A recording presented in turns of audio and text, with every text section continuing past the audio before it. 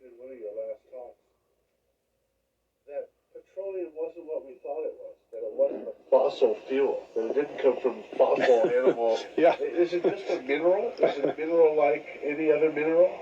Is that how it? What would you say? How did it?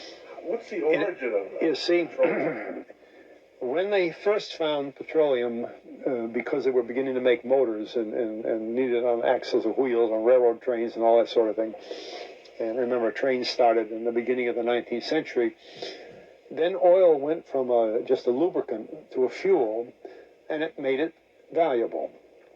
And Rockefeller happened to be the smartest man in the business at the time, but he made most of his money, or much of it, off the transport of the petroleum as well as selling it. But one thing they realized was, because oil is putting a price on oil is like putting a price on a pail of water. You know, there's no initial cost. It's in the ground, and in those days they were, some of it almost what you'd call surface mining the oil. They didn't go down deep. So in order to get the price up, they hit on the idea that they would have to make it appear to be scarce. That after we take the next few barrels out, we're probably going to have to close as well. You know, that kind of thing. A very fortuitous event. In 1892, there was a convention in Geneva of scientists to determine what organic substances are. Well, the definition of organic is a substance with hydrogen, oxygen, and carbon. And so it's usually a living substance, a tree. You analyze a dead tree, hydrogen, carbon, and oxygen, and grass, and so on, living things. Animals, we are hydrogen, oxygen, and carbon. So at this Geneva Convention, Rockefeller took advantage of sending some scientists over who said, oil, petroleum, is hydrogen, oxygen, and carbon. Therefore, it must be derived from the spoiling, the rotting of formerly living matter. And playing the game properly, when this scientific convention was over, they defined oil as the residue from formerly living matter. Well, that makes it a fossil fuel. I don't know why they decided to use the word fossil, but it says formerly living matter, it's fossil. Well, of course, today, and another thing we should know is that there has never been a fossil, a real fossil, found below 16,000 feet. And you can't argue at 16,000 is a level line, because someplace the ground sinks and so on. But 16 is what the scientists say, 16,000. We mine oil, or we drill for oil, at 30,000, 33,000, 28,000 every day of the week. So right there, we rule it out that it isn't fossil fuel. It's called fossil fuel for the minds of the public to feel that it is an asset that is running out, being depleted. We talk about depletion allowance, which is a lot of, and actually, if you know the world's oil supply, you know that it is not going to run out for an awfully long time. It is the second most prevalent liquid on Earth. And we haven't begun to... Well, with all that background, you see, the people in charge of the petroleum business, for perfectly reasonable business things, like any other man in a business, wants to keep his price as high as he can get away with.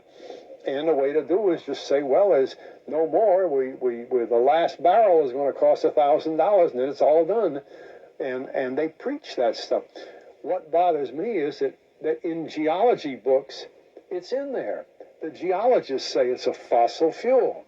They've been bought. I mean, I went to a 4-year federal staff energy seminar run by the government of the United States during the so-called energy crisis. I was the participant that represented the railroad industry. The airline industry was there. Every AA, administrative assistant of senators and congressmen, was there. The CIA was there. The Defense Department was there. The State Department was there. Sometimes sitting right in front of me in the row would be Henry Kissinger with his friend, the head of Department of Defense, That's too bad. I can't put the names with them. But anyway, people like that, top men in the government, sitting there listening to the Federal Staff Energy Seminar. Well, what this was doing is for 4 years, they were teaching a propaganda line to the leading people in this country, and therefore to the leading people in the world, when you include the Kissinger and Schlesinger, among others. And the object of it was, as Kissinger used in his own terms when it was time for him to speak, to create a world price for oil. In other words, not 30 cents a gallon here and 90 cents a gallon there, but let's get a world price. That's their goal, and they're trying to do that for wheat and everything else. We don't realize what the controls are, whether it's oil or some of these other things. Almost everything today is being categorized at the highest price it can possibly make it go. And so calling petroleum a fossil fuel is the basis for this system with respect to petroleum.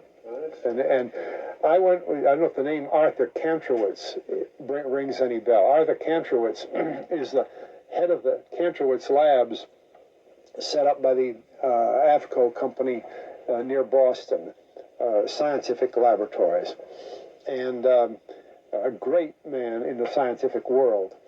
And Kantrowitz and I were sitting at a table at this seminar once, and the table happened to be all young college grad PhD geologists.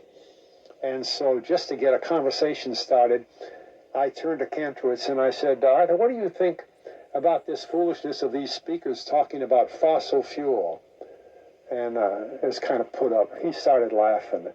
He said, you know, that gets me. He said, I don't have a geology degree, but he had 1,000 other degrees. And he said, I don't understand. He said, you'd think that these heads, these other fellows at the table, we did it on purpose, start listening, you know.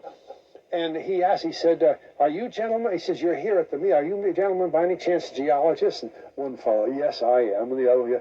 He said, well, why don't you tell me? He said, why is oil? You know, and he went on like that. We brought the house down because nobody could argue with Kantrowitz. He like Einstein. People aren't going to. And he told him right there. He said, just drop it. But it's in all the books and in all the papers.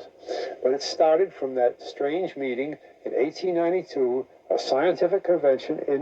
I have a big, thick scientific encyclopedia put out by the Divan Ostrand Company that's about 15 years old now, but it has the whole story of the conference. It doesn't have the Rockefeller part, but it has the whole story of how they straightened out organic chemicals and how it's all figured, and they've got petroleum right in there. Amazing. So these aren't accidental things, you see. There's a dollar sign behind almost everything. okay.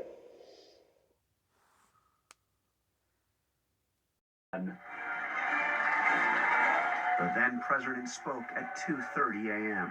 This is a fraud on the American public. This is an embarrassment to our country. We were getting ready to win this election. Frankly, we did win this election. Trump's campaign